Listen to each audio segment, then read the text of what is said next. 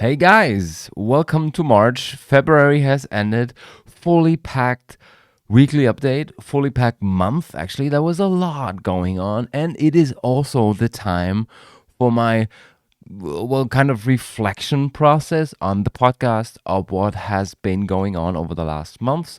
So the whole team is sitting down and talking about what we will change in the future with the podcast, the company, and everything else. And I got some feedback on my microphone and the lighting and maybe also the language in future episodes of the podcast. So I keep you posted within, the next upcoming weeks. Episode 250 is in front of us, the kind of a little anniversary.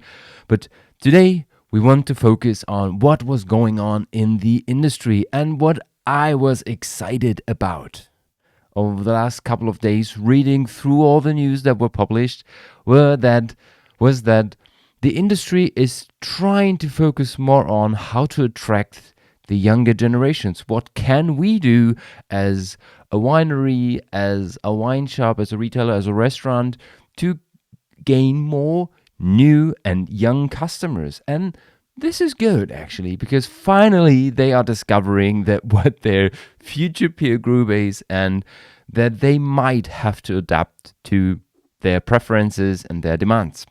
I would say 60% of this episode is focused on that.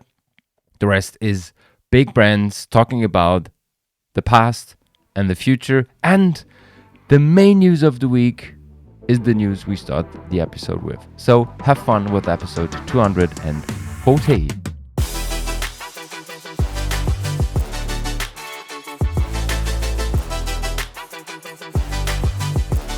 Welcome to the Pinot Pixel podcast episode number 240. And we start with the banger of the week, if not of the year. The Comité de Bordeaux announced that they will update the classification of Cru Bourgeois. So it's not the Grand Cru or the Cru classification of 1855. Many things have to happen that someone is even trying to change the classification of 1855, but at least we are talking about a reclassification of the Cru Bourgeois system in Bordeaux. And there is an amazing article about that wrapped everything up, including the history of the Cru Bourgeois system in the drinks business. I will put the links in the show notes, but just to give you a feeling what was happening and what will be going on. There has been the classification of 1855 in Bordeaux. And it was set, and there were only two small changes, one right after it has been announced in 1855 with Chateau Cantemerle, and one in 1973 when Rothschild managed to get another one set up as First Growth in the Mouton Rothschild. There have been no other changes in 170 years of this classification. But there are several other classification systems in Bordeaux, and one of them is Cru Bourgeois. And it's a 3-layer classification. It's Cru Bourgeois Exceptionnel, and Cru Bourgeois Supérieur. And you are able to get one of these if you apply for them. And they started with a quite long process of over 12 years in the beginning, I think. And they ended up in a process where you are able to put your classification level on the next 5 upcoming vintages. So for 5 years. And there were some critiques on this system because, flexible or not, or do they really work with what is really interesting and also important for today's wine drinkers and the classification itself. And the new reclassification system of 2025 involves stricter evaluation processes, which includes a written dossier about your winery, your approach, your wines, and your history, property visits, and blind tastings by up to 30 wine experts. And the property also have to demonstrate environmental accreditation. So are they really following the HVE classification or the accreditation, Haute Valeur Environnementale? Oh, it's so tough to switch between 3 languages, guys. Sorry. Haute Valeur Environnementale. It's kind of a classification system that checks the quality and the character of the vineyards and how you work in the vineyards. And there are several layers, and at least you have to fulfill the level 2 of this system. If you want to be superior or exceptional, you even have to fulfill the demands for the HVE level 3. So this can change a lot, and the most important factor for me is something else. The final classification is determined by jury. And if you can't manage as a winery to fulfill your original level, or you're even kicked out of the classification, you can exit the classification anonymously. So you say, you receive your assessment by the jury. I'm sorry, you won't be superior, or you won't be exceptional, or you just you just will not be Cru Bourgeois in general. Then you can say, before this is announced, I will leave the classification. So, you won't be on the list, and people could guess, but at least they do not announce that your winery wasn't able to fulfill the requirements and you have been kicked out of the classification. So it's kind of protecting your reputation. But, an on and off thing would be not the best idea, I think, but at least it's kind of an offer, a balanced approach to the classification system that in the end, if you were not able to fulfill it, nobody needs to know. Okay?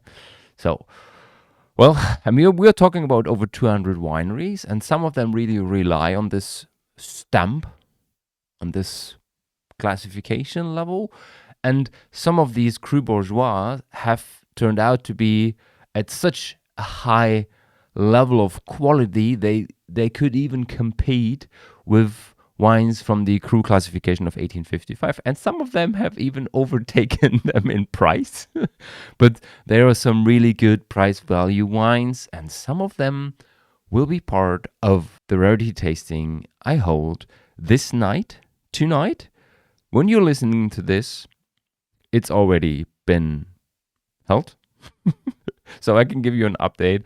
On Wednesday, it will be a rarity tasting of, as I called it, the golden 70s, which were not golden at all, but this is part of an extra episode because I was so excited to read again about what was going on in the 70s, how the 70s and the things that were happening in the 70s have changed the whole face, the whole reputation of Bordeaux. But this is another episode, guys. So right now, I'll leave you with that. The bang of the week, Bordeaux is renewing their classification system for the Cru Bourgeois.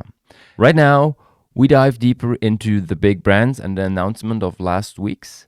And my favorite headline of the week was, we have $13 billion brands. This was said by Deborah Crew, the CEO of Diageo, because many people weren't satisfied with, the quarterly results and the reaction of the stock price. And to be fair, looking at the stock price of Diageo, we saw a decline of over 10% over the last month. And the major announcement of the quarterly results happened at the beginning of February, and unfortunately it was quite in parallel of the announcement of Donald Trump that he will raise tariffs on Mexico and Canada, and this will be a huge impact on the spirits product of Diageo. So the day Trump announced his tariffs was February 4th, and you saw a huge drop of 8%, and the other 2%, it's a kind of a combination, but Deborah Crew talked to some investors and to some financial experts in the market to say, guys, of course we know that there is a problem in the market and there are some issues we're dealing with, but still, we are a big player. We know how to deal with the people, We have big brands, we have category leaders in so many categories. We are attracting young customers and we know what we have to do in the upcoming years. And just look at our non-alcoholic spirits brands. Seedlip, Ritual Zero Proof, just two brands they are invested in and they know that this is the future. We were talking about 2 digits growth in the spirits markets and the non-alcoholic spirits brands. And let's not forget, there are spirits brands that have been part of their portfolio that also have an alcohol-free counterpart. talking about Captain Morgan, for example. And Guinness is also part of the portfolio of Diageo, and Guinness has seen a freaking crazy growth over the last month. So Deborah Cruz says, we know what we're doing and just trust in Diageo. We are a big player and we have big brands and we are focusing on premiumization, and this is also only a small step at the beginning of the year, and we will be strong again over 2025 and ongoing. Another brand, another big player in the market is Anheuser-Busch. They have been struggling over the last 18 months with several issues, but they have renewed their Olympic partnership until 2032. And if you don't remember this, we were talking about this in summer 2024. They managed to have the first alcohol-free brand as the main sponsor of a huge sports event. And this was Corona Zero. And right now they were able to extend their partnership with the with the International Olympic Committee up to 2032, and the main sponsor will be Corona Zero. And of course, they will also bring Michelob Ultra because they also have an alcohol-free alternative. So this is a huge thing. And just looking at the picture, at the press photo, you see two guys cheering with alcohol-free beer. And guys, this is in the impersonation of the picture I always try to paint, to draw for people who are talking about alcohol-free drinks in the business context. You can celebrate whatever you want with your favorite drink, and then you can work for 4 hours more. And yes, I was talking to a friend. She told me she works in the French wine industry, and she was having lunch with some French colleagues, and they are having red wine for lunch. And then they keep on working until 8 or 10 or so, but they have a 2 hours break in between because they had a bottle of freaking red wine for lunch. This is the other side, and you can do it like that if you want to, but this is two grown-up men cheering with an alcohol-free beer on a major partnership. And this actually shows one of the main use cases for alcohol-free drinks in the business context, guys. In parallel, a leading researcher, especially in the hospitality and gastronomy sector in the UK, Green King, announced that they have seen soaring sales of no-law drinks in January, at the beginning of the year. And I mean, right now, you could say this is not a surprise because we are talking about dry January.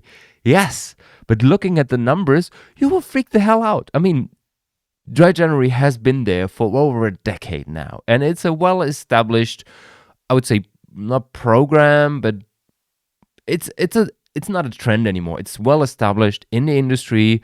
Looking at Google Trends, you see a huge spike in alcohol-free drinks, and we know that this is part of culture right now. People are drinking less, it's part of moderation, and even people who are drinking the other 11 months of the year, they are cutting down in January. So it's quite usual that you see a spike in the sales of alcohol-free drinks. But just giving you some numbers, we are talking about 238% plus in tap sales of alcohol-free beer in British pubs.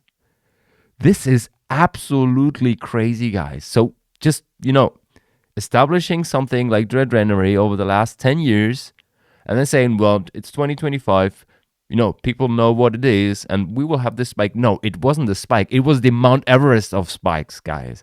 238%. That's freaking amazing. So to sum this up, we were talking about 1,600 Green King managed pubs in the UK.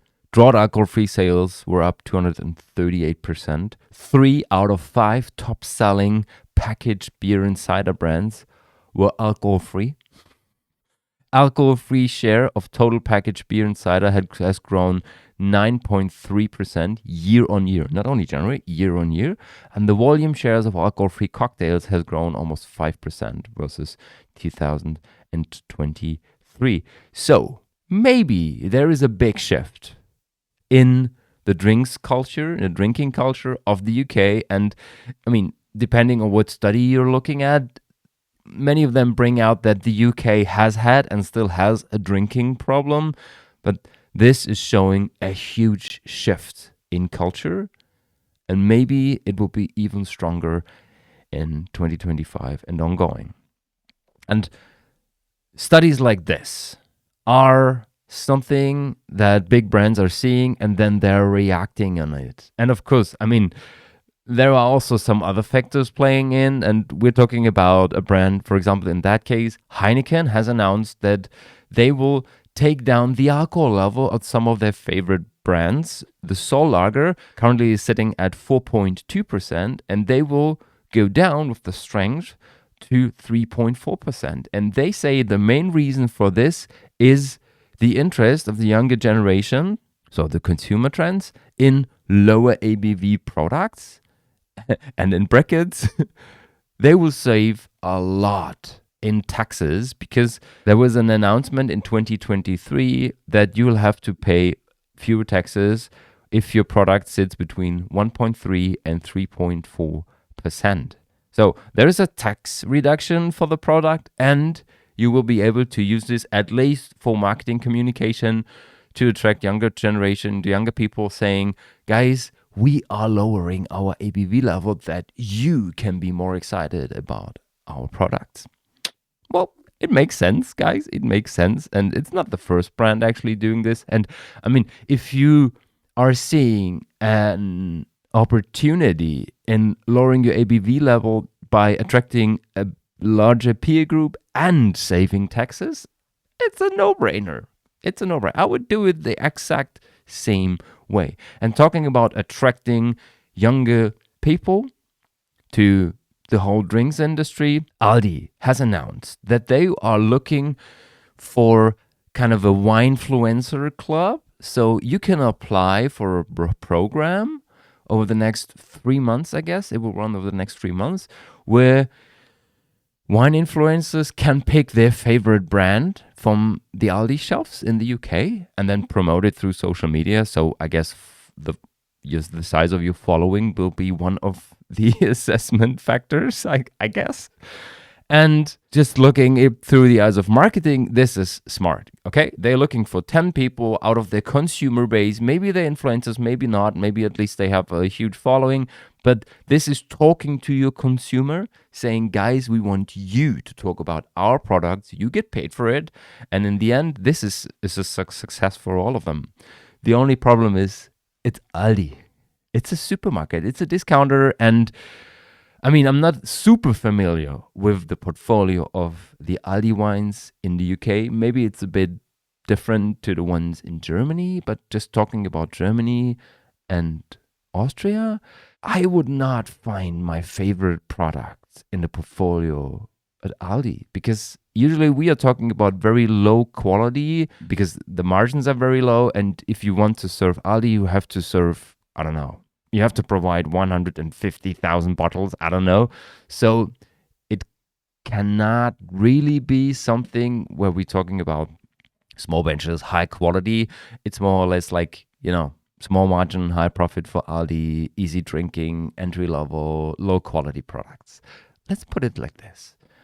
Nevertheless, talking about marketing and talking about attracting younger people, young customers to your brand, to your wine portfolio in that case, it makes sense. It's a smart. I mean, social media and influencers, working with influencers is some of the things that are currently working really well, not only in the alcohol-free space, but also in the drinks industry. And the main reason for this is that there is a trust in the people you are following, and that you either are feeling like attracted to their lifestyle or something, or maybe you're identifying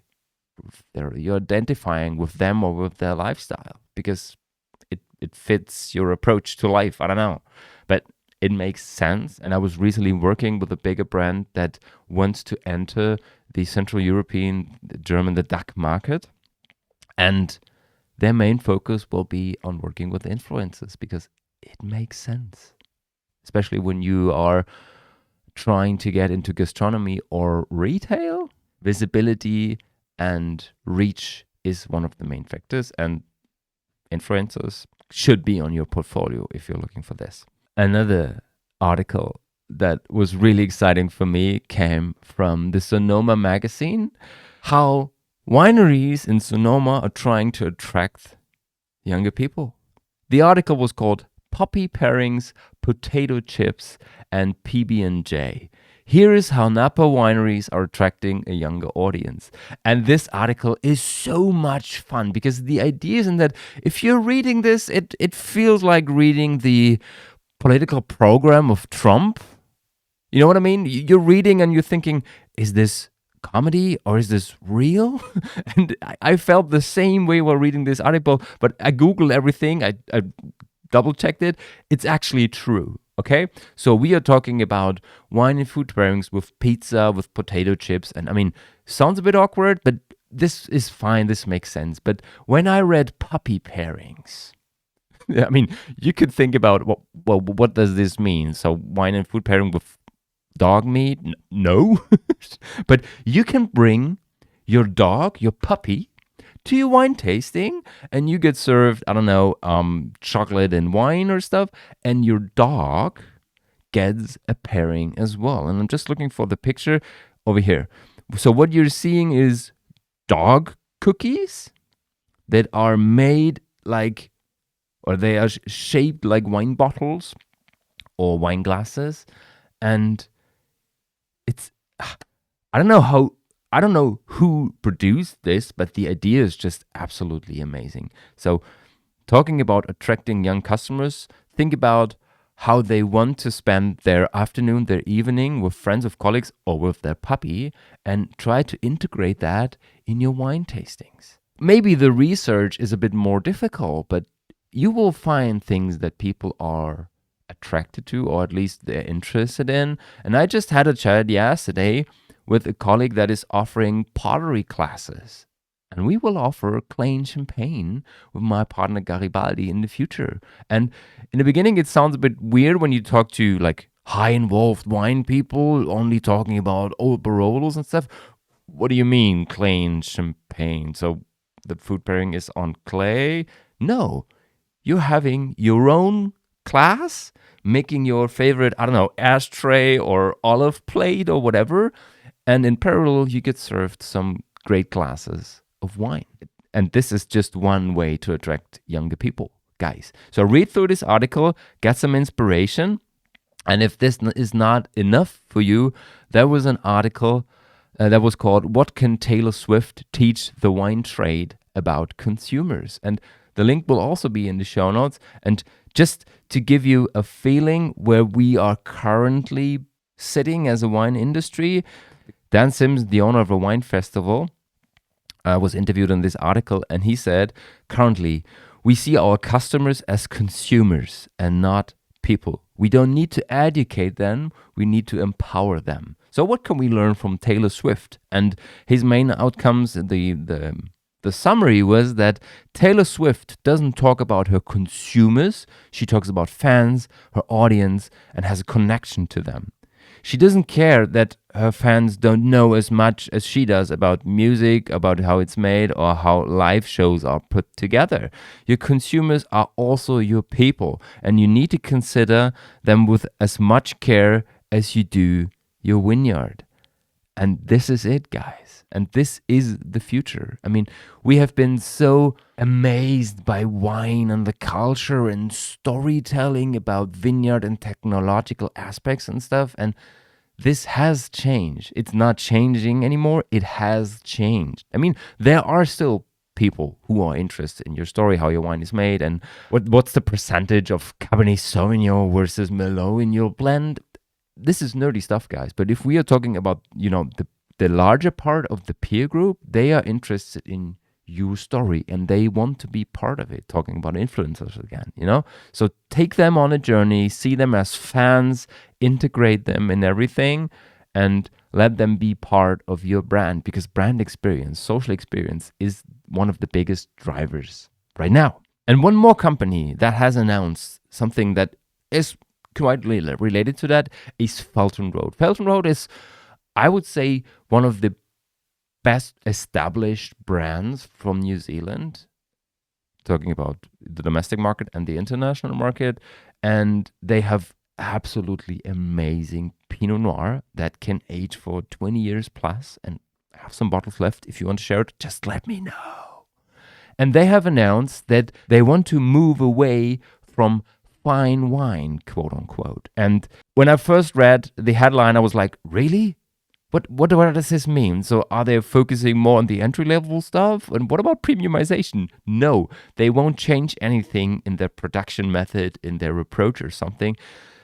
What they are telling or trying to tell is we have been in the market for many years, and we are currently seeing that more and more people still are trying to keep the level of sophistication really, really high, and that younger people are not interested in this snobby version of wine. So we will keep our quality level, but we will make our brand more accessible to the younger ones. We don't want to talk in a language that nobody understands when we are, serving our wines and swirling it and everything.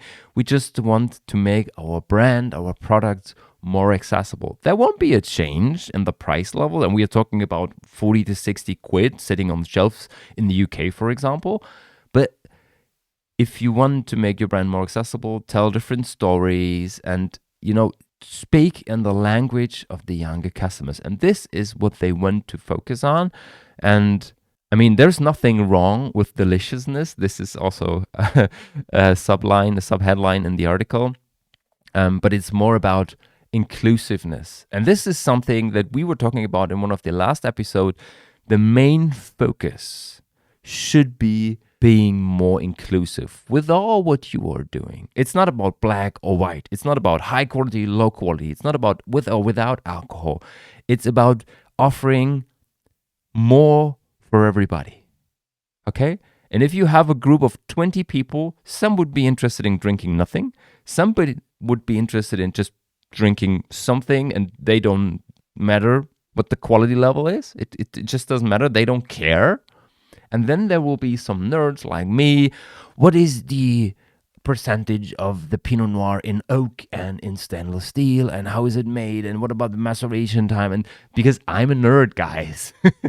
Just recent feedback on my podcast. I have listened to your podcast and it's nerdy stuff, man. Yes, I love to dig and I love to dive deeper into this stuff for you guys as well. So be more inclusive. This is what it's all about. And I want to end this episode with my graph of the week, and it was part of the newsletter of Dry Atlas. Highly recommendation. This is a recommendation for one of the best newsletters in the industry when we talk about alcohol-free products, Dry Atlas. And they have a POV, so a survey every single week through their newsletter. And the last week, they had a question: what's the highest price you'd be willing to pay for non-alcoholic spirits that mimic their alcoholic counterparts? So we are talking about alcohol-free gin, alcohol-free whiskey, tequila, stuff like that, where usually, not every product, but we're talking about the products that have this high quality approach. We're talking about Seedlip, Three Spirits, Kinista, like brands that have this approach. Usually you go through maceration or fermentation, but there is no alcohol produced or just a very, very small amount. And in the end, you have a final product that is a crafted product of high quality you can use either for drinks or just drink pure. And guess what? The sweet spot, the price is $40 for one bottle. And this is expensive, guys. Because thinking about I would say the average easy drinking, accessible cocktail-based, thought for cocktail spirits brand, we're talking about vodka, gin, rum, sitting on the shelves for, $20-$30. And even if you think about more expensive brands, in the portfolio of Diageo, for example, we are still talking about $30 to $40. The interesting part is that over 30% in this survey said, our sweet spot, I would pay up to $40 for a really good product, a well-made product at a high quality level. And this is interesting. And what is even more interesting, this is not representative at all for all the consumers. But talking about the niche, the people who are reading this newsletter, these people are interested in the category and in these products. So seeing that they want to pay up to $40 and between $30 and $40. What is it? I would say it's roughly 80%. So 75 to 80%, 3 out of 4 of this survey say $30 to $40 is totally fine for me. So see this as a measure. And to be fair, it started at 30 and it went up to 50 and plus. But this is something I assume will be the average price level for high quality spirits. We're talking about 25 to 40 euro for usually 700 milliliters alcohol-free spirits. And the products I have tasted so far, I mean, there are some exceptions as usual, but the main quality level is below 30 euro at the moment. This is a very exciting category, something to try if you want to, and if you want to be curious, you will find a really good product. Have a wonderful weekend, guys. Thank you for listening. Do me a favor, recommend this podcast to a friend or a colleague. And right now, enjoy Saturday and Sunday. See you on Wednesday. Ciao, ciao.